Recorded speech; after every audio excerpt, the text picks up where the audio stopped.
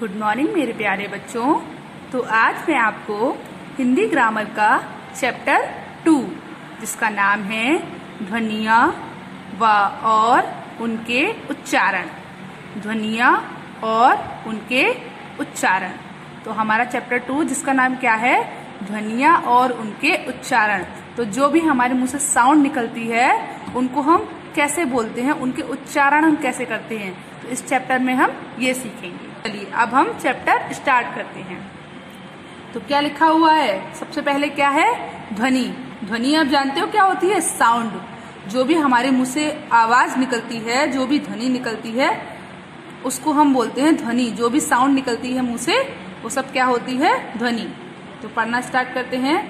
ध्वनि भाषा की सबसे छोटी इकाई है। ध्वनि भाषा की क्या है, सबसे छोटी इकाई है। ध्वनि भाषा की सबसे छोटी इकाई है, मतलब सबसे छोटा, जो हम सबसे पहले जो यूज करते हैं, सबसे पहला जो लेते हैं उसको हम ध्वनि बोलते हैं। जो साउंड मुंह से निकलता है, जैसे अब सबसे पहले मेरे मुंह से क्या निकला, ना, तो जो ना है वो क्या है, ध्वनि है। शब्दों का निर्माण ध्वनियों से होता है।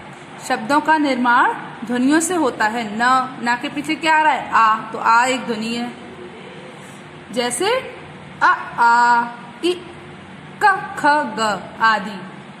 शब्दों का निर्माण मतलब शब्द किससे बनते हैं, शब्दों को किससे बनाया जाता है, ध्वनियों से बनाया जाता है।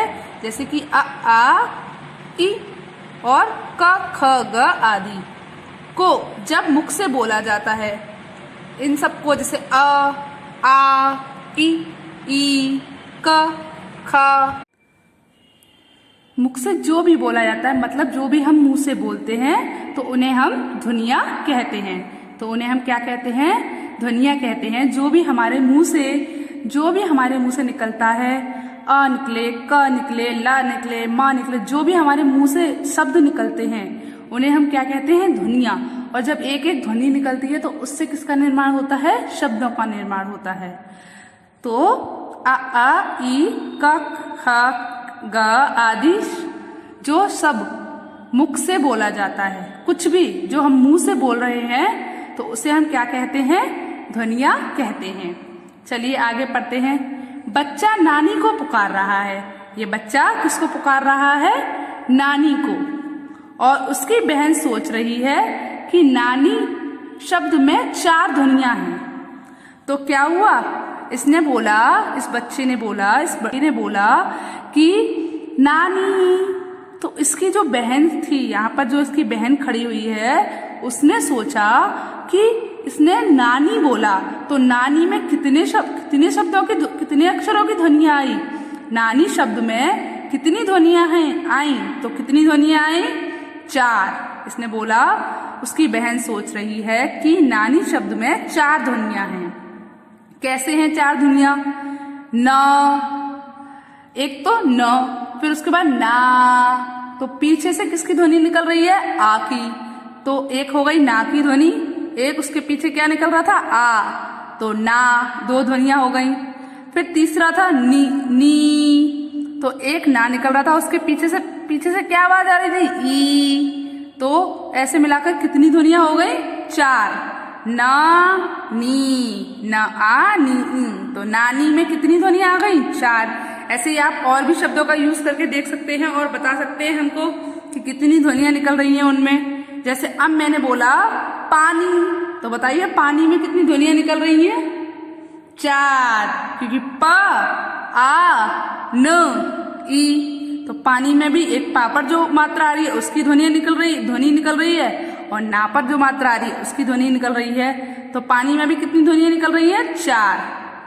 चलिए आगे बढ़, अब हम वर्ण पढ़ेंगे। क्या पढ़ेंगे, वर्ण। इससे पहले हम क्या पढ़ रहे थे, ध्वनि। तो चलिए स्टार्ट करते हैं। ध्वनियों को लिखने के लिए कुछ चिन्ह होते हैं।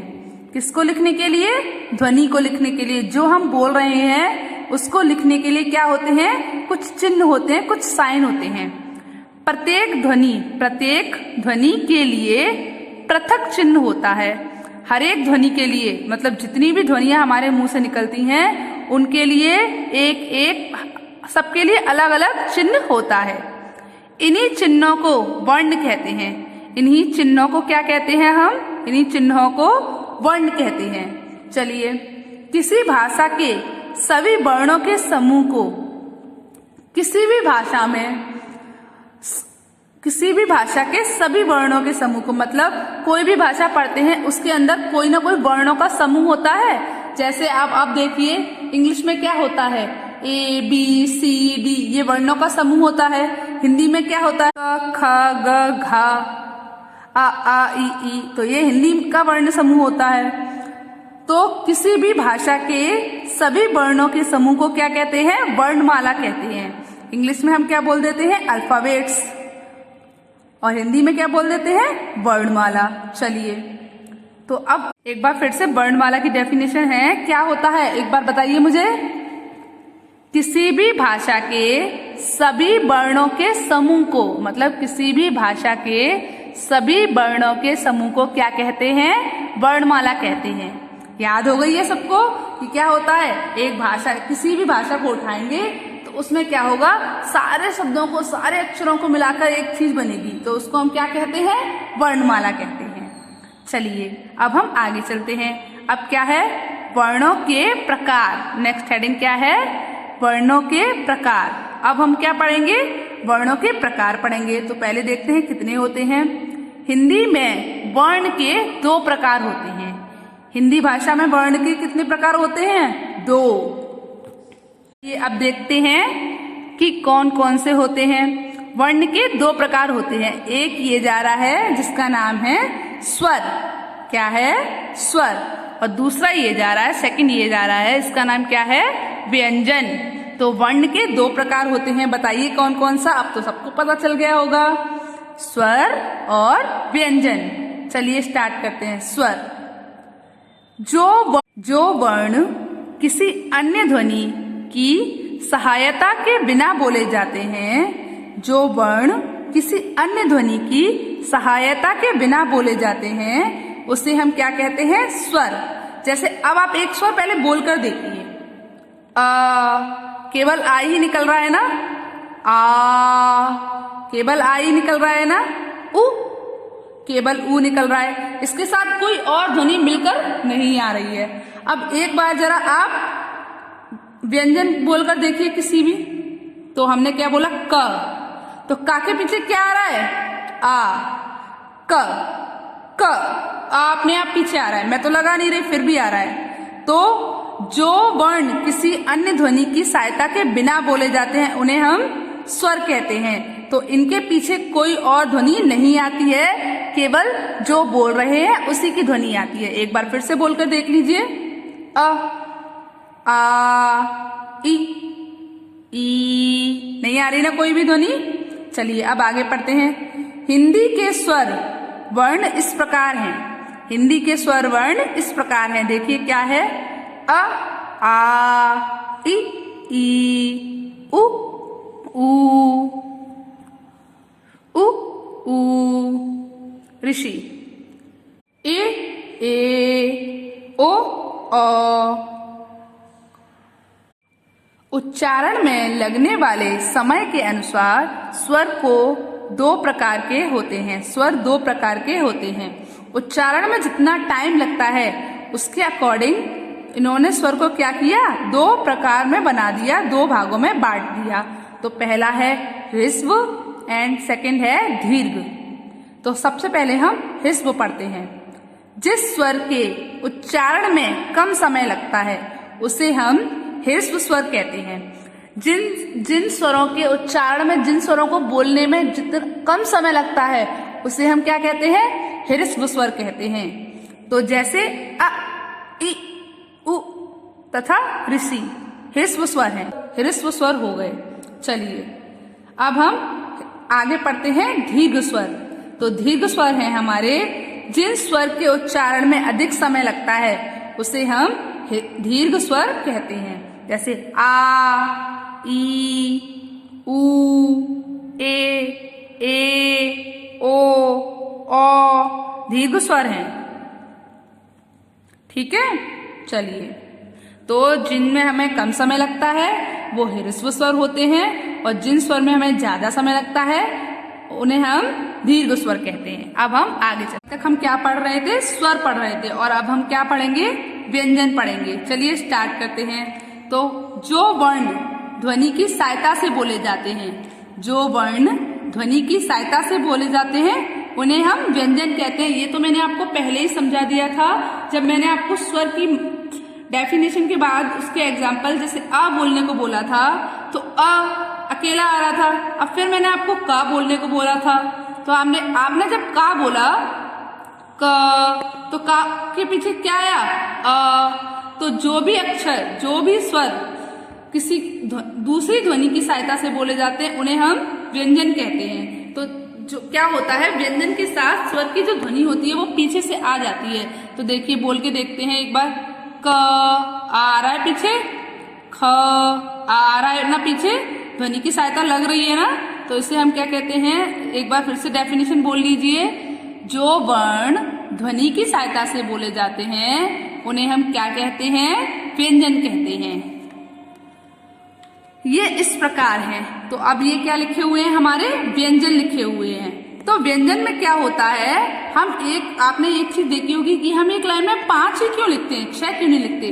क्योंकि व्यंजन को वर्ग में बांटा गया है। देखिए, का वर्ग, चा वर्ग, टा वर्ग, ता वर्ग, पा वर्ग। इसको क्या बोलते हैं? अंतस्थ।